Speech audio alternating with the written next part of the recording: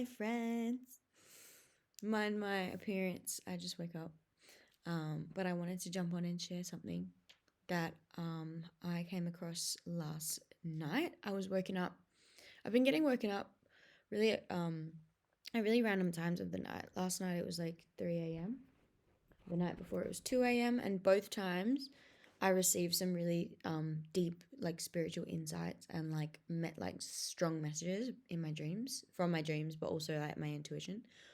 So I'll come out of the dream saying something and I'm like, whoa, like that's really profound. And then I'll write it down and then more stuff will come and then it turns into this whole thing. So last night, I'm going to check my notes because last night was all about self worth. So before I went to bed yesterday, I decided that I wanted to manifest like a lot of money. Like I want to manifest like I want to expand my ability, capacity, energy to receive like a lot of money, like a lot more than I've ever dreamt of as possible. Um, I've always known I was going to be wealthy financially one day, but I'm starting to believe and realize now that it's good to call that in now.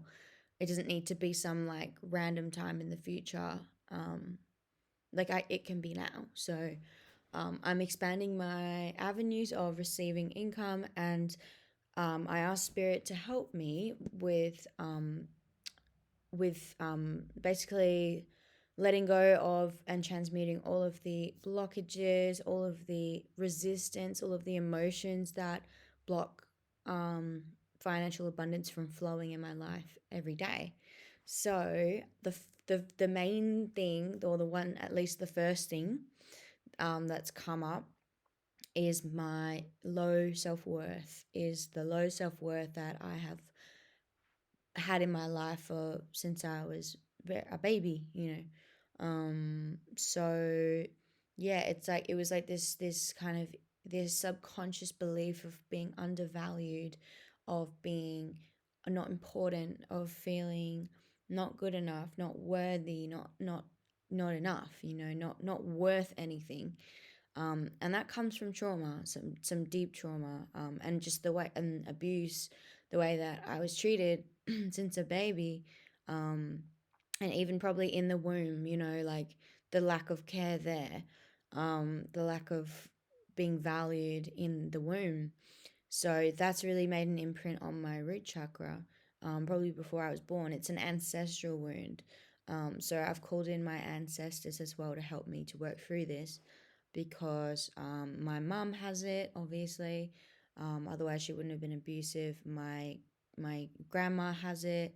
I recently just caught up with my cousin, and she told me about her mum. Her mum has it as well.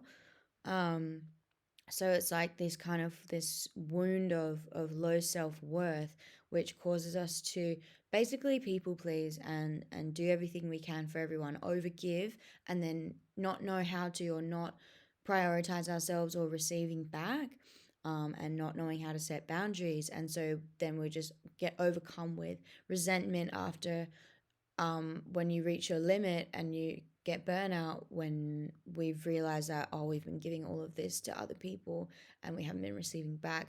And it's not the other people's fault. Um, it's just the pattern of like feeling low self-worth, low self-esteem. So giving to everyone to feel good about yourself and to please others, and then having it backfire because you're not really valuing yourself, so you're also not giving that back to yourself, which can create feelings of resentment for others. And just yeah, then when you overblow, when you blow up, then there's the next layer of the self-worth, like low self-worth, because then you're like attacking people around you who you love. And when you come out of that, you feel guilt and shame, and then you want to compensate by doing more for them and continuing to be a martyr and continuing to do everything for other people. So this is the cycle that my family, my ancestors' patterns has been through. It's so funny. It's always about like chores, about like acts of service, and like for my mum, it was always like she wanted to do everything in the house. She never got us to consistently clean or consistently do chores or have those responsibilities. Like she wouldn't share the responsibilities, but then she would flip out after like a couple of months, sometimes just a couple of weeks, sometimes just a week, once she's realized, oh, I'm doing way too much and I feel so depleted. And so I'm going to blame everyone around me and attack them all and make their lives difficult. And so like that would happen. That was the pattern that I grew up with growing up. It was just like this constant cycle of like she would do everything for us, then she would flip out and be abusive for a couple of days and be horrible and tear us down and make life a living hell for us and bring the house vibe completely to like at the bottom floor, and then or even the basement, and then do a complete flip, self isolate first, and then realize that what she's done, do a complete flip, then feel really guilty, then overcompensate by doing more, by taking on more responsibilities, by giving more to the people that she loves, which was me and my brother, to make us forgive her basically for her outbreak, for her outburst. And then she would continue the cycle to do everything for us until the next time when she flipped out and had reached burnout. And all the while just not giving to herself at all. So I'm not knowing how to receive. And I struggle with that as well. Like in friendships, um, I realize I love to give in my friendships. I love to be valued, I love to feel worthy of the friendship. I love to feel my worth through giving to other people. And if I don't, then I feel like I'm not worth anything. If I don't, I don't feel good enough. And like I'm realizing that now, that that's a block to I'm not open to receiving money. I notice that I make excuses as well. Like when it comes to, because I'm moving house, selling my stuff, I feel like I make excuses and I'm like, oh, I can just give it away. Like I'll get money some other way. Like it's like I make excuses for myself.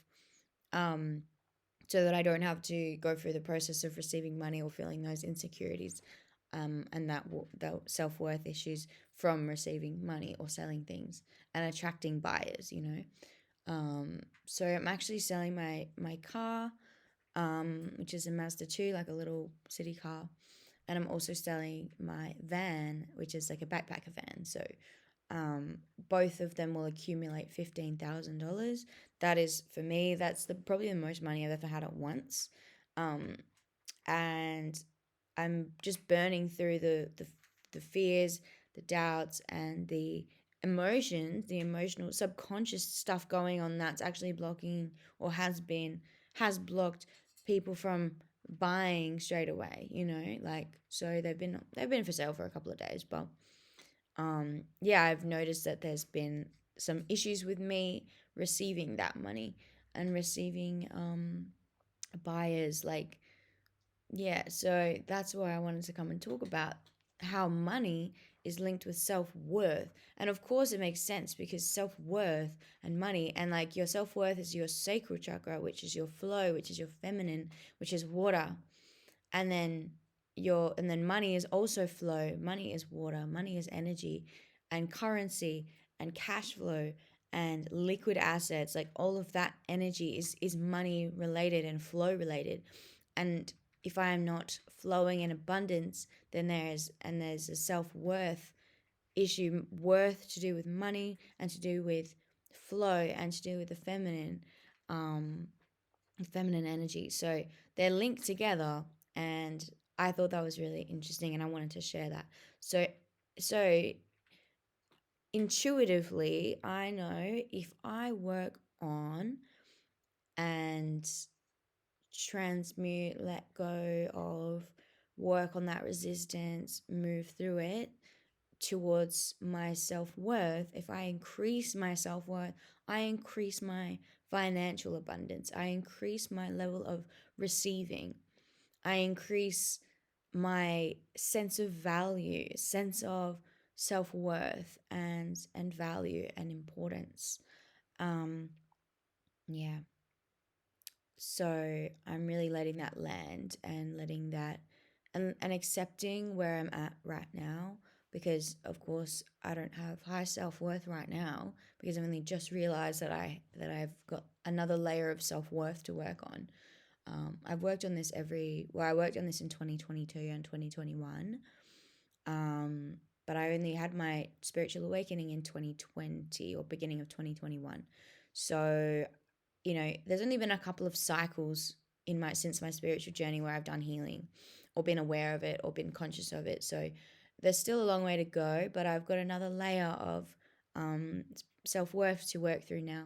And I'm really grateful because now I'm doing this because I want to receive more financial abundance, because I'm actually following a passion, a desire of mine to have a lot of money so I can make a big impact, so I can make a big change in my life, multiple changes, and to make the world a better place. To set up I want to say empire, but I don't want to it's not really an ego thing. It's like I want to start to make the financial investments to set myself up for the future so that I can um, have a more steady flow of abundance and inspiration and money and energy so that I can start to create things and build momentum for what's to come, and in my big life, my big dreams, my big plans, my soul plans. So yeah, that's my dream, is to be capable, to be receptive and be on that vibrational frequency of receiving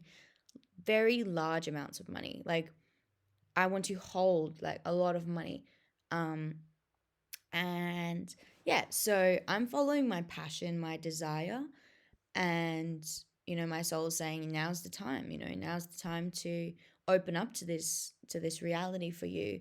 And I like to think that, and I do believe that there is a version of me that has this money, that has the money that I want, the amount that I want, that is financially abundant, that is highly self-worthy. Oh, that's even a thing.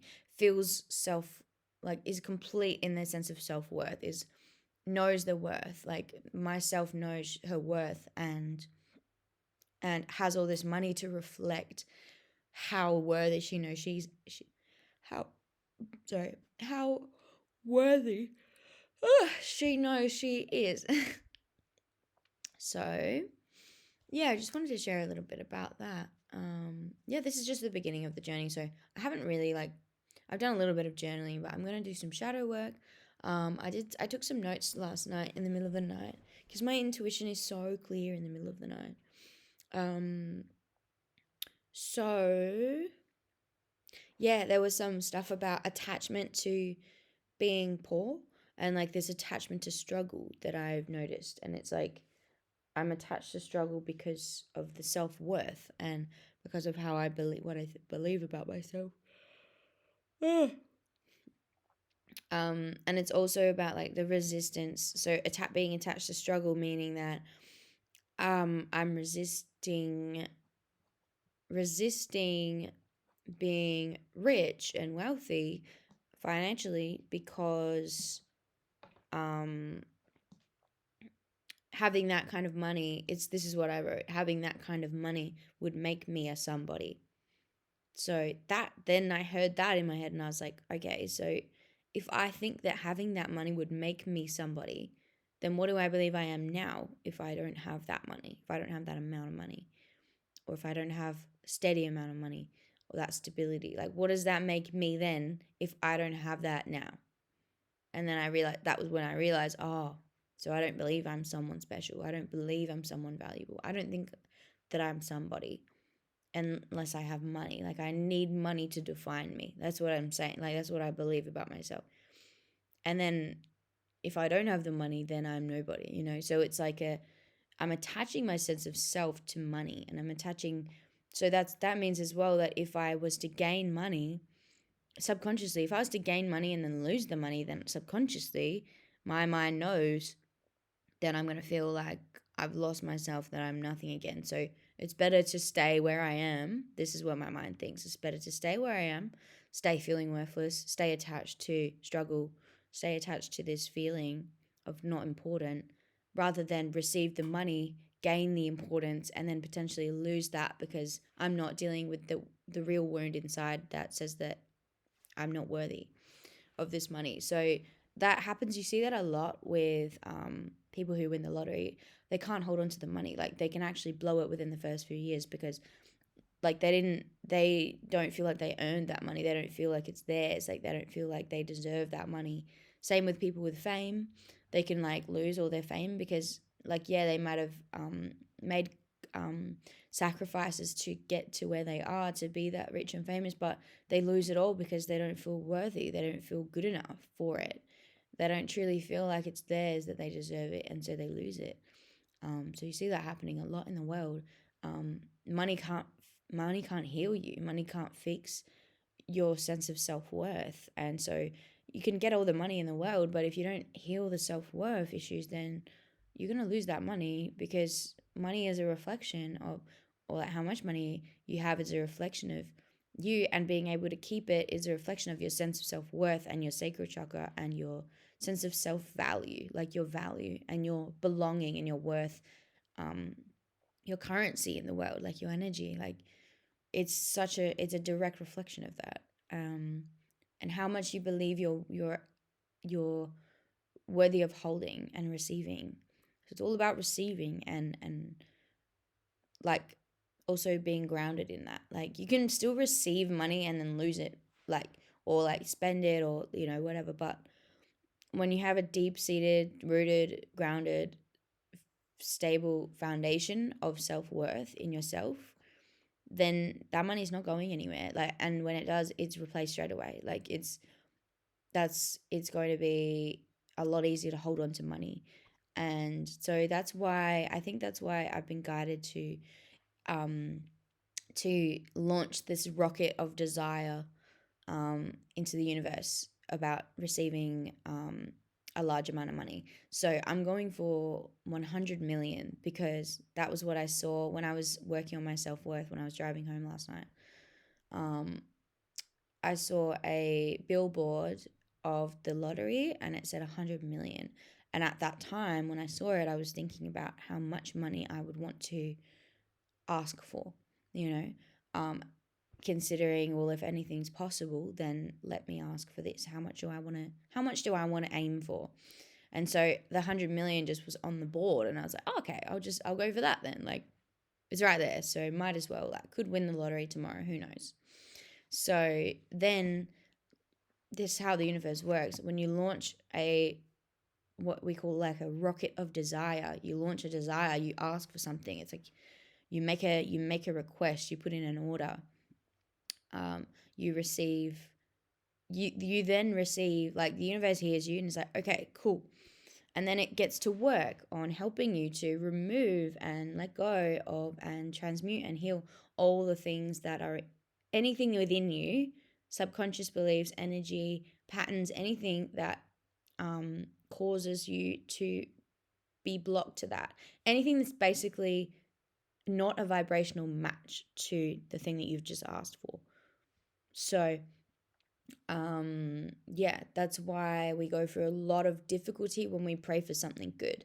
It's not like we just get it handed to us on a silver platter. It's like God wants to give it to us, the universe wants to give it to us, but it doesn't want to just give it to us for us to just lose it straight away. And it knows that if we are here where we are now, we're not going to be able to hold on to that, or we're not going to be able to fully receive that, or we straight up might not be able to receive it at the time that we ask for it because of the blockages that we have, or the energy that we have, or the way that we're living, or the way that we're thinking, or our subconscious beliefs and our limiting beliefs about ourselves. um so yeah, that's why we have desires, is and that's why it's encouraged to follow our desires, because it pulls us towards ourselves. It pulls us towards healing and growth. Because if we didn't ask for anything, we would never change. We would never have to grow to receive these things. And so for me, asking for abundance is a root chakra. It's a sense of self thing. It's like a um yeah, it's like the root. It's related to the root chakra, to stability, to security, to physical, um, the material world, like physical wealth. Like there are other kinds of wealth as well, like emotional wealth and creativity and stuff, but that's the next level up. That's the sacral chakra. So the root chakra, when you have limiting beliefs, trauma, um, abuse, anything like that in your root chakra, there are blockages there that affect your sense of self, that affect your sense of what you believe that you can experience in this world, what you believe you can have physically in this world, how grounded you can feel, how stable and secure you can feel. Um, so, yes, so I've launched a rocket of desire to the universe to give me, to gift me, help me to receive all of these, like all of this money, right? All of this financial, physical, material wealth, this material gain. And so that's bringing up the root chakra issues. So the self worth actually comes from not just the sacral chakra, like I said earlier in this video, but from a deeper level, from like a prenatal, prenatal? Yeah, like a fetal, I don't know, embryo, I don't know. Since when I was a baby, or even before I was conceived. Because when you're in your mum's, when you're the egg in your mother's womb, you are actually created when you're inside the womb of their mother. So you're two generations inside a body, inside a female body of two generations. So her mum went through the war. Her mum, my nana, she went through the war. She went through like, some financial crises, like through the economy and stuff. So like, and like all of the limiting beliefs that came from that. She was born in like 1935 or something. So that was like when things were really tough for people in Australia and America, like when the wars were going on and everyone was rationing, and like there was no abundance really. Like, so I'm going to be the first one in my family to unlock these like abundance codes, and to become incredibly, ridiculously wealthy. So I'm really excited for that. But there's some work that needs to be done. And that's why I've asked my ancestors to help me to work through, heal, remove, transmute, dissolve these any and all blockages and limiting beliefs that I'm holding on to unconsciously that block me from being rich. Because I can say to myself, oh yeah, I want to be rich. I would love to just wake up tomorrow and be like wealthy and never have to worry about money again. Like, yes, of course I want that. Of course. Like, of course I want to be rich. There's so many things, and wealthy financially. There's so many things that I want to do with that money. Like, I know how free I will feel with that money, and how free I can be with that money. And I think the purpose of me realizing that and going for this is to feel that freedom before I receive the money, like to not limit myself in my dreams just because of the money, like feeling freedom now and allowing myself to free myself of limiting beliefs. And one thing I'm doing to do that is working on the self-worth, working on what I believe I deserve, um, and a really cool experiment I'm doing right now is a 60-day meditation challenge where I show up every day for 60 days. I'm doing it on TikTok so that I can kind of generate a bit of support as well, for the days that I struggle to stay consistent. But so the challenge is I meditate every day for 60 days, and in accordance with that, it's called I've called it the Chase Discomfort Challenge. So in the midst of doing that every day, I am also chasing my fears, chasing discomfort. So the things that I would usually avoid, this is the thing I realized the night before. Things I would usually avoid out of fear, I'm going towards instead.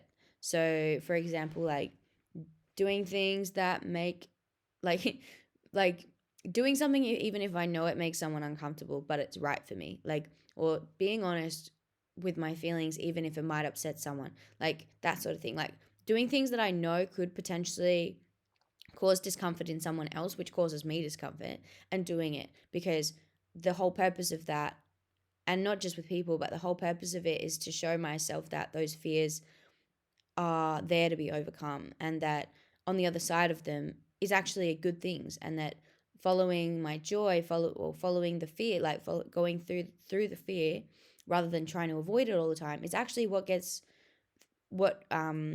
transmutes the fear, because the more you prove yourself wrong, the more you prove the ego and that voice in your head that tells you not to do things and discourages you, the more you prove that wrong, the more you realize that it's actually not true most of the time. It's actually not right most of the time. And that the things that you're most afraid of aren't actually that bad, you know? So that is what I'm realizing as I'm going through this process. So that's my 60-day challenge. I am chasing discomfort. I'm doing things that are scary, that my ego and the voice in my head tries to, or the voices in my head try to talk me out of, to convince me to stay away from, to try and persuade me away from this change, from these changes. And I can even feel it right now, like that energy of like trying to keep me the same, keep things the same, um, because I'm striving for something more, and that's why I believe chasing discomfort is such a good baseline for spiritual growth, because once you do that, you feel so free. Like you feel so accomplished. You're like, oh, like I just did that thing that I didn't even believe was possible. Like, what else is possible now that I'm not believing in this fearful voice in my head? Now that I'm not believing in all of this fear and I'm not trying to avoid it and I'm not running away, what else is possible now? Like, if I can do that, what if I could do this?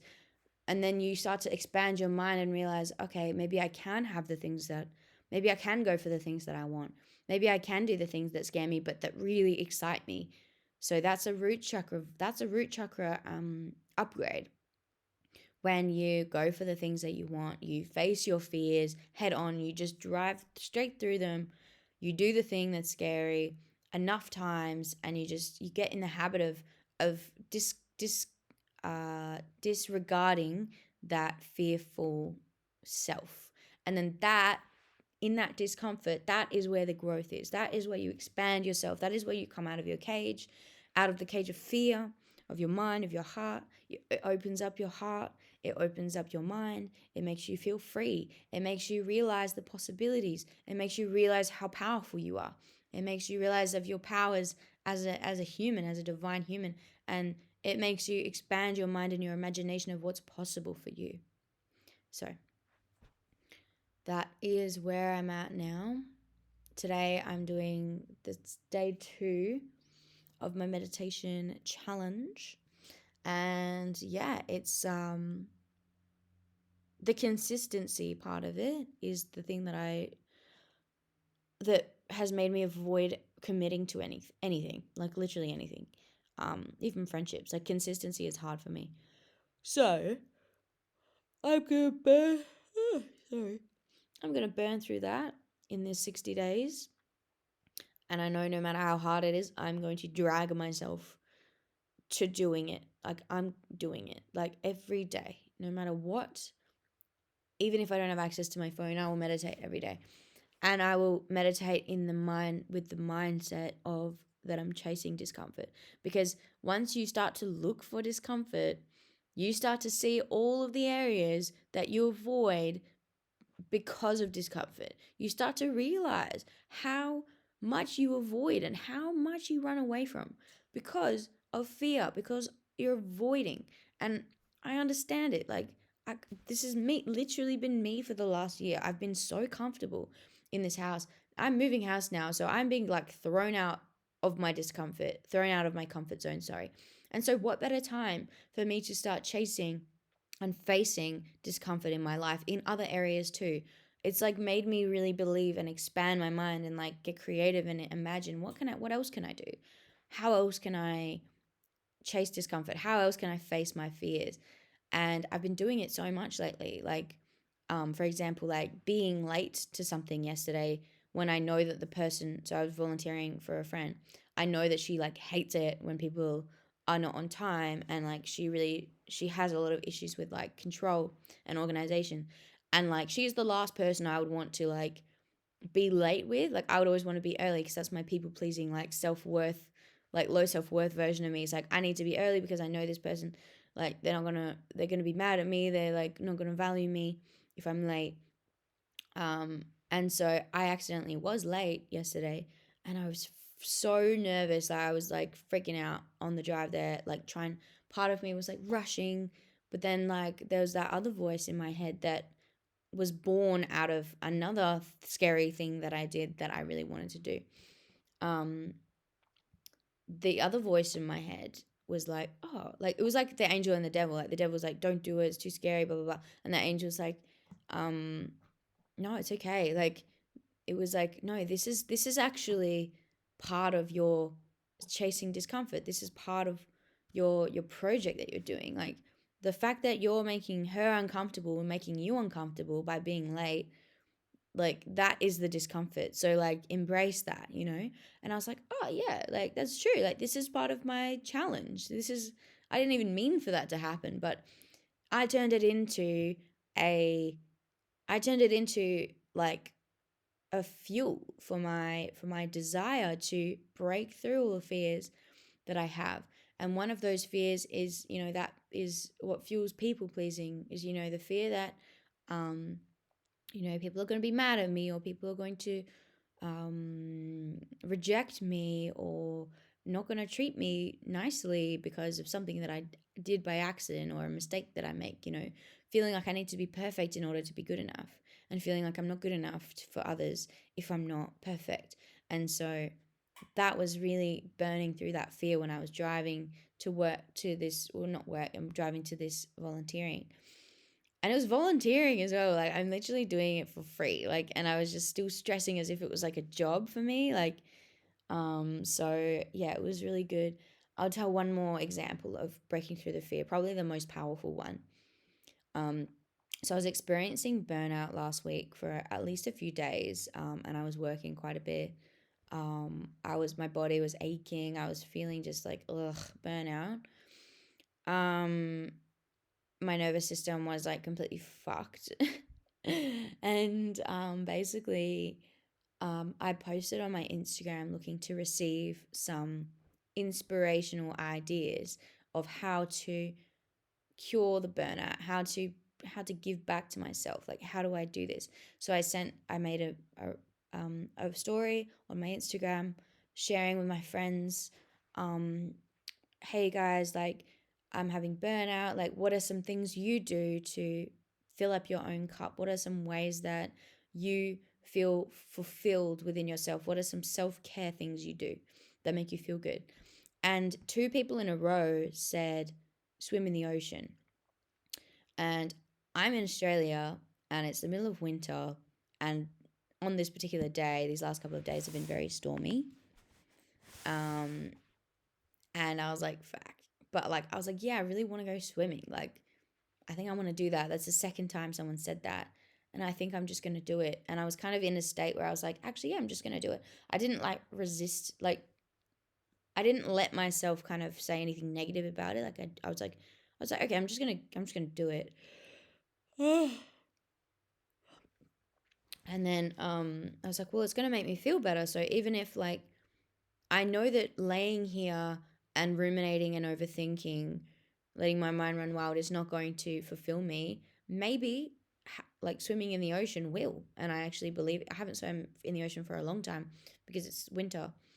Um, yeah, and I've just been avoiding the water, which is interesting. But yeah, so I was like, okay, I'm just gonna go. Like this actually could potentially fix or like reverse the burnout. So yeah, I took myself down to the beach. When I got there, it wasn't too cold, but when I got there, I was like, looked at the ocean. It was stormy. It was pretty cloudy, and I was like, fuck, this is fucked. The waves were really big, and I was like, oh my god. Like I've when I was younger, I used to face the waves like fearlessly because I'm an Aries, so I've got this like fearlessness in myself, or this courage at least. Um, and I was like, fuck, like this is scary. Like my brain, okay, so the voice in my head was very loud and it was like, this is scary, this is bad, don't do it. Look at the waves, it's so scary, it's gonna be freezing. Like look how dangerous it looks. Like that's not appealing at all. Like, oh, I can't even imagine taking off my clothes right now and going in the ocean. Like that's just too crazy. That's just too far out of what I believe I'm capable of. Like, just turn around. Like, maybe we should just stop. Like, let's just not do it. And all of these things were like, it was like, no, we can just have a shower. Like, it was just saying anything it could to get me to stop, to not do it. And I was listening to these thoughts as I was like running down that, like I was stomping down the hill, like I'm fucking doing this. I was just charging towards the water while I was hearing all these voices in my head, like this voice being like, no, no, no, like don't do it.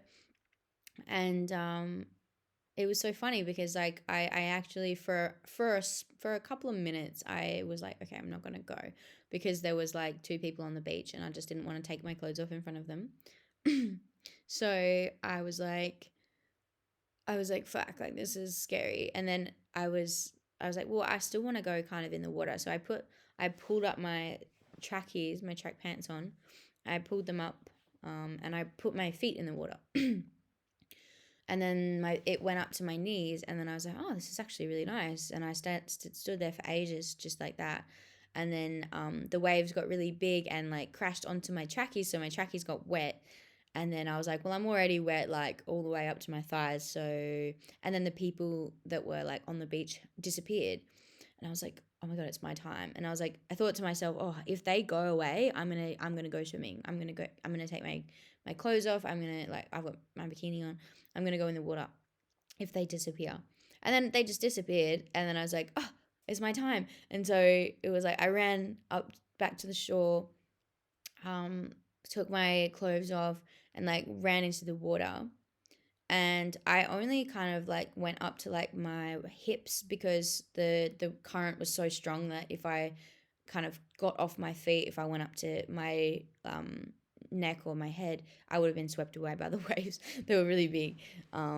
So I actually just stayed around my hip area, and then I like dipped down into the water. So I still immersed myself fully in the water, and I was splashing water on myself, and I was like, and I was like putting it on my back, splashing it on my legs, splashing it on my back, splashing on my shoulders, my arms, and I was like fully like immersing myself as much as I could with the conditions.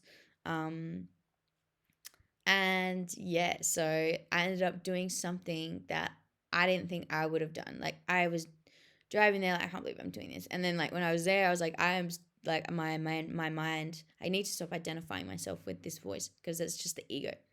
The ego mind was saying, no, no, no, don't do this, don't do this. And that was the voice of fear. That was the voice of my root chakra that was trying to keep me in fear, this fear box, trying to keep me under control, trying to keep me in my comfort zone. And so I busted through that shit. I busted through that fear.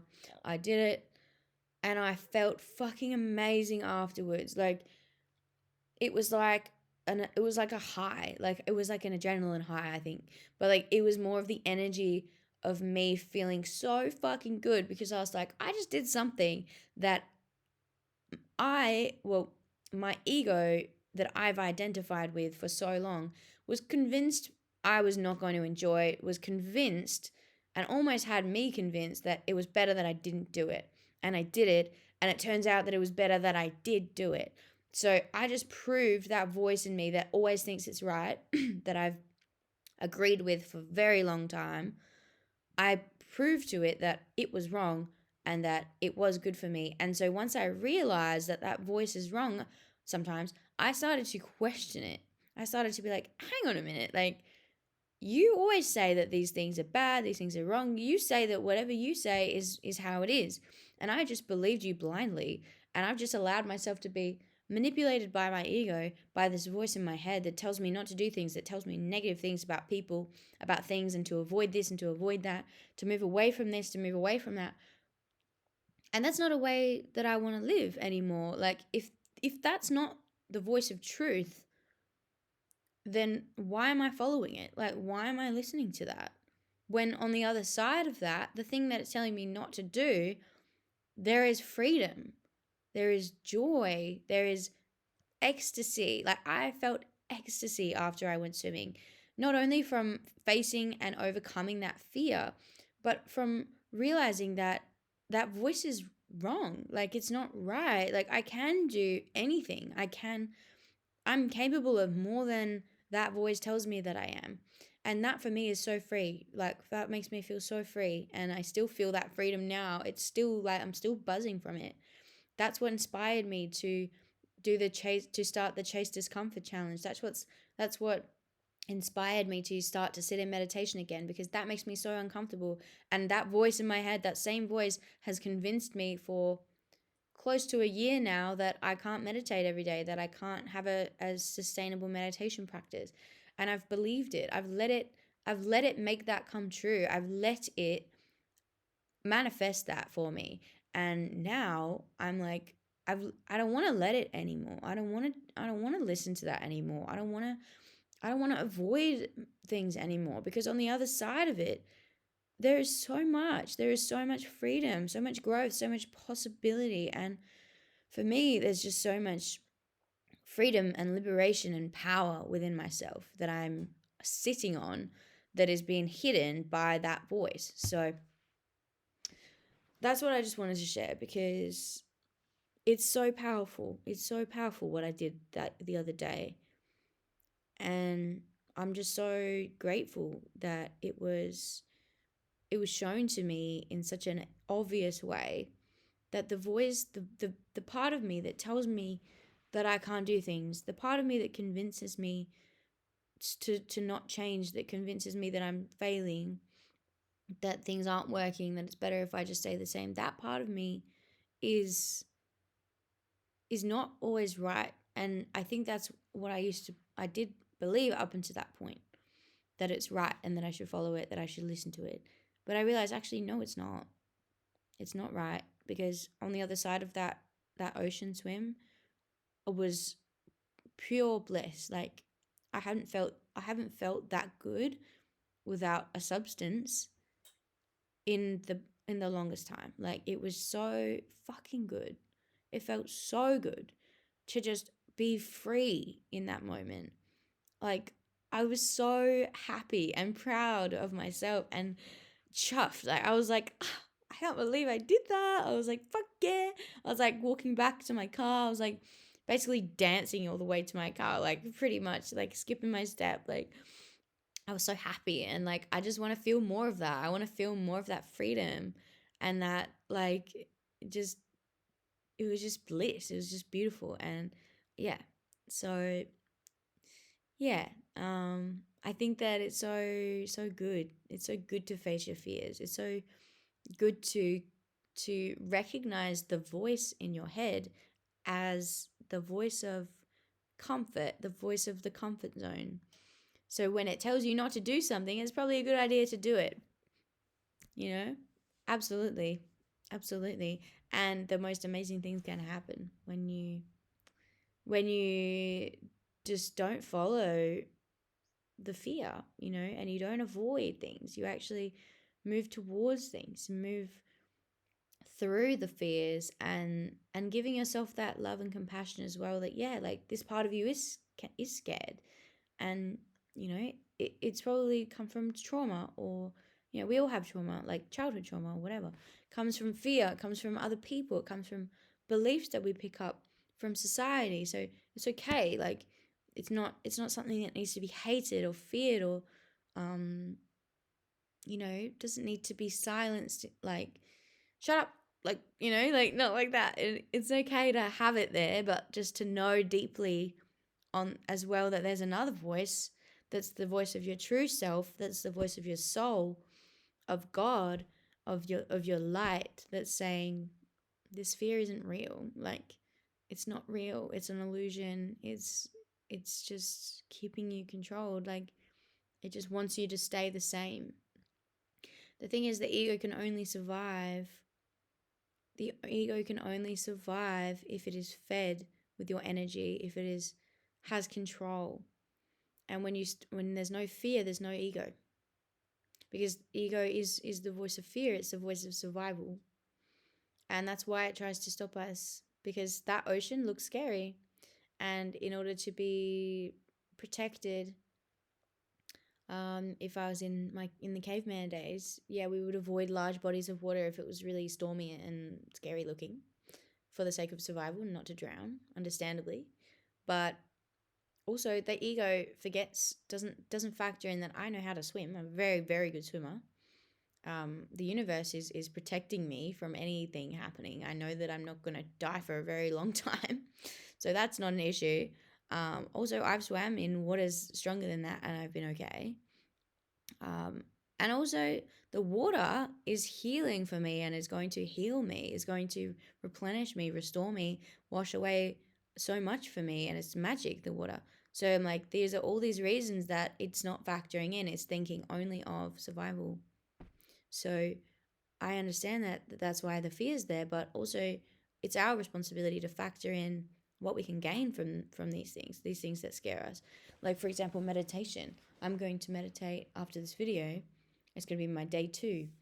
And the fear that has always stopped me in the past from meditating has been, um, oh, I can't do it successfully, or that I'm going to fail, like a fear of failure, a fear that I'm not going to be able to quiet my mind, or that I'm not going to feel better afterwards, or the fear that I'm not going to meditate good enough.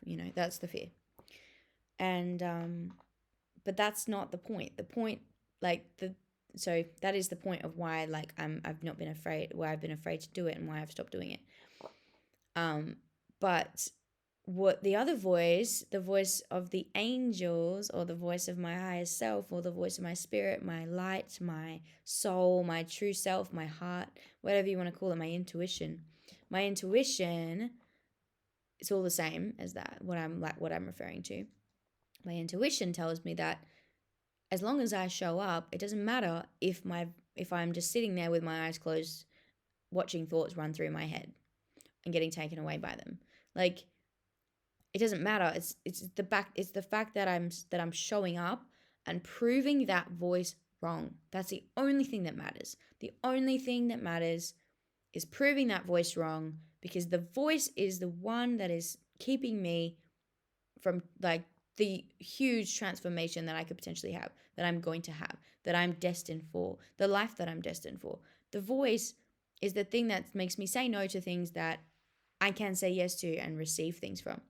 The voice is what stops me from receiving things as well. So yeah, this is all coming. This is all just unfolding. The money, the self-worth, the fears, the meditation, the consistency, the burning through those fears, the ego voice, and the disidentification with that voice.